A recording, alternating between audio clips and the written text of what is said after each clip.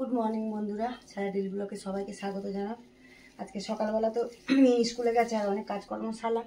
এই যে সেরে ছেলে আবার এই যে মেয়েকে দিতে গেছিলো, বোনকে দিতে গিয়ে আবার ইডলি নিয়ে এসছে।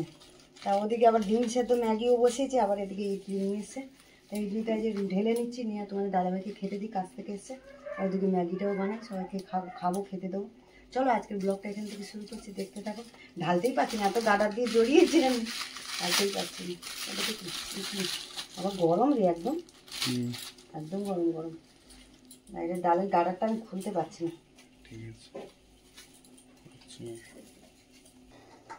চলো এদিকে তো এই যে ম্যাগি বসিয়ে দিয়েছি, এদিকে ডিম সেদ্ধও হচ্ছে। চলো ম্যাগিটা বানিয়ে আর দিয়ে দিব। ম্যাগি এমনি খাবে, ঝোল ঝোল খাবে বলো, ওই জন্য ম্যাগিটা এই যে ঝোল ঝোল মশলা দিয়ে করে দিচ্ছি। ওদিকে ডিম সেদ্ধ আর ইডলি এনেছে ছেলে, ওই সব দিয়ে খাওয়া হয়ে যাবে। চলো বন্ধুরা, রান্না করবো বলে তো যে রান্নাঘরে চলে এসেছি, এদিকে কড়াও বসিয়ে দিলাম আর রান্না জোগাড় করে নিয়েছি। এই যে আজকে ওল চিংড়ি করব, তাই যে ওল আর আলু সেদ্ধ করে নিয়েছি, নুন হলুদ দিয়ে আমি সেদ্ধ করেছি ওলটা আর আলুটা। আর এখানে করবো যে তোমাদের দাদাভাই বাটা মাছ নিয়ে এসছে, তা বাটা মাছটা ধুয়ে জল ঝাড়িয়ে রেখেছি। আর চিংড়ি মাছ দিয়ে ওল চিংড়ি করব। চিংড়ি মাছটা আগের দিনে বেছে রেখে দিয়েছিলাম, ফ্রিজে ছিল। হ্যাঁ চলো, বাটা মাছটা এই যে আমি নুন হলুদ মাখিয়ে নেবো। নুন দিয়ে দিলাম, চিংড়ি মাছটাও নুন দিয়ে দিলাম, এই যে হলুদও দিয়ে দেবো। দিয়ে নুন হলুদটা মাখিয়ে নিয়ে আগে ওল চিংড়িটা করে নিই, তারপরে বাটা মাছ করব। এই যে চিংড়ি মাছও নুন তো দিয়েছি, হলুদও দিয়ে দিচ্ছি। চলো ভালো করে মাখিয়ে নিই। এদিকে কড়াও বসিয়ে দিচ্ছি, চিংড়ি মাছটা ভাজবো। চিংড়ি মাছটা একটু ওল চিংড়ি করবো আর একটুখানি ভাজা রেখে দেবো ছেলের জন্য। ছেলে আবার ওল খাবে কি খাবে না, ওর জন্য একটু চিংড়ি মাছ ভাজা রেখে দেবো। আর বাটা মাছের সর্ষে আর পোস্ত বাটা দিয়ে ঝাল করব। বাটা মাছগুলো বেশ বড় বড়ই আছে। চলো নুন হলুদ তো মাখিয়ে নিলাম, চল হাতটা ধুয়ে নিই। এদিকে কড়া বসিয়েছি, কড়াতে তেল দিই। চল কড়া তো গরম হয়ে গেছে, এদিকে তেলটা দিয়ে দিই। দিয়ে চিংড়ি মাছটা ভেজে নেবো আগে। তেলটা তো ভালো করে গরম হয়ে গেছে, চিংড়ি মাছটা দিয়ে দিলাম। চিংড়ি মাছটা ভেজে তুলে নিই, তারপর তরকারিটা বসাবো।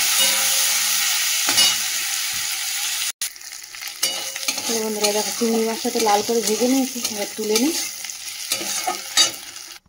চলো চিংড়ি মাছটা তো ভেজে তুলে নিলাম, নিয়ে একটু তেল দিলাম। দিয়ে যে ফোড়নে দিয়ে দিলাম জিরে, একটা শুকনো লঙ্কা, তেজপাতা।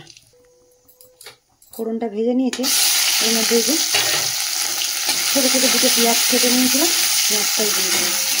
পেঁয়াজটা একটু ভাজা হোক ভালো করে, ততক্ষণ আমি মশলাটা এদিকে দিই। চলো পেঁয়াজটা তো ভেজে নিয়েছি লাল করে, আর এর মধ্যে যে মশলা দিয়ে দিচ্ছি আমি অল্প একটুখানি আদা রসুন বাটা, জিরের গুঁড়ো, ধনের গুঁড়ো, নুন হলুদ আর একটা টমেটো আর দুটো তিনটে কাঁচা লঙ্কা দিয়ে দিলাম। চলো মশলাটা না একটু জল দেবো, মশলাটা একটু বাটি দিয়ে একটু জল দিয়ে দিলাম, নাহলে শুকনো মশলা তো পুড়ে যাবে। মশলাটা ভালো করে কষাবো, টমেটোটাও গলে যাবে। তারপরে ওল আর আলুটা তো সেদ্ধ করেই রেখেছি, তারপরে দেবো। চলো মশলাটা কষানো হয়ে গেছে, তেলও ছেড়ে গেছে। এর মধ্যে নিজে ওল আর আলুটা সেদ্ধ করে রেখেছিলাম, ওটা দিয়ে আর একটু ভালো করে কষাবো, তারপরে দেবো। চলো এবার ওল আলু তো ভালো করে মশলার সাথে কষিয়ে নিলাম। অল্প একটু জল দিয়ে দেবো, মানে বেশি জল দেবো না, সেদ্ধ তো হয়েই গেছে। দিয়ে এটা ফুটলে চিংড়ি মাছ। চলো বন্ধুরা, ওল চিংড়িটা আমার হয়ে গেছে, এটা মাখা মাখাই থাকবে। যে একটু মিষ্টি দিয়ে দিলাম স্বাদের জন্য, আর একটু গরম মশলা দেবো। তোমরা যে চাইলে ঘিও দিতে পারো, কিন্তু আমাদের ঘিটা পছন্দ করে না, ওই জন্য ঘিটা আমি দিলাম না। একটু গরম মশলা একটু মিষ্টি দিলাম, একটু স্বাদটা ভালো করে। চলো এটা মাখা মাখা থাক, নামিয়ে দেবো। চলো বন্ধুরা, কড়া ধুয়ে তো বসিয়ে দিলাম, তেলও গরম হয়ে গেছে, আর মাছগুলো ভেজে নেব। চিনিটা করেই হবে, কারেন্ট চলে গেল। চলো মাছটা ভাজা হয়ে এখানে ভাত বসিয়ে দিয়েছি। আর এখানে যে বাটবো যে সর্ষে, সাদা কালো সর্ষে নিয়েছি, পোস্ত নিয়েছি, আর একটু নুন দিয়ে নিয়েছি, যাতে সর্ষেটা বাটলে তেতো না হয়ে যায়। আর এখানে যে টমেটো আর কাঁচা লঙ্কা কটা নিয়ে নিয়েছি। চলো সর্ষেটা বেটে বন্ধুরা, এই মাছটাকে ভাজা হয়ে গেছে, লাল করে ভেজে দিচ্ছি। কারেন্টটা চলে গেল দেখুন। আর বাকি এই মাছটা তুলে নিই, বাকি মাছটা ভেজে নিই। চলো বন্ধুরা, মাছ তো ভেজে তুলে নিলাম। এই তেলের মধ্যে যে কালো জিরে ফোড়নে দিয়ে দিলাম।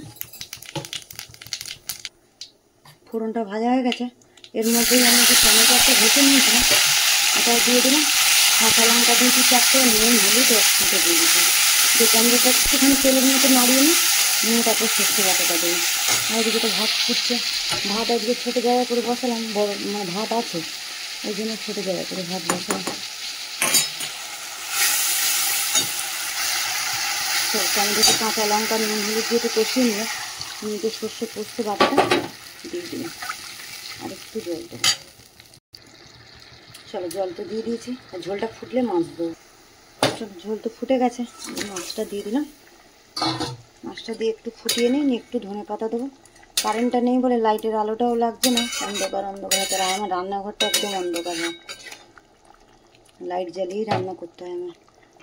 চলো বন্ধুরা, মাছ তো রান্না হয়ে গেল। এই যে উপর দিয়ে একটু কাঁচা তেল দিয়ে দিচ্ছি, সর্ষে বাটা একটু তেল দিলে না ভালো লাগে, তার তেল দিয়ে দিলাম। আর একটু এই যে ধনে পাতা দিয়ে দিলাম উপর দিয়ে।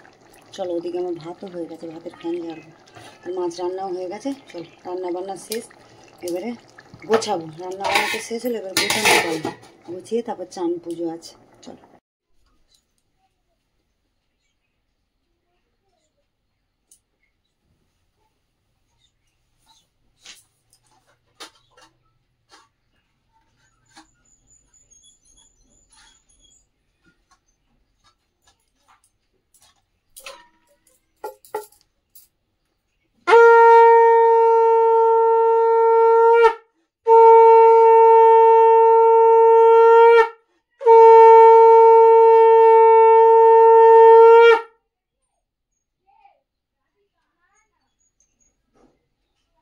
বন্ধুরা, এই দেখো রান্নাবান্না ছাড়লাম, সেরে আর এই চান শুরু করলাম।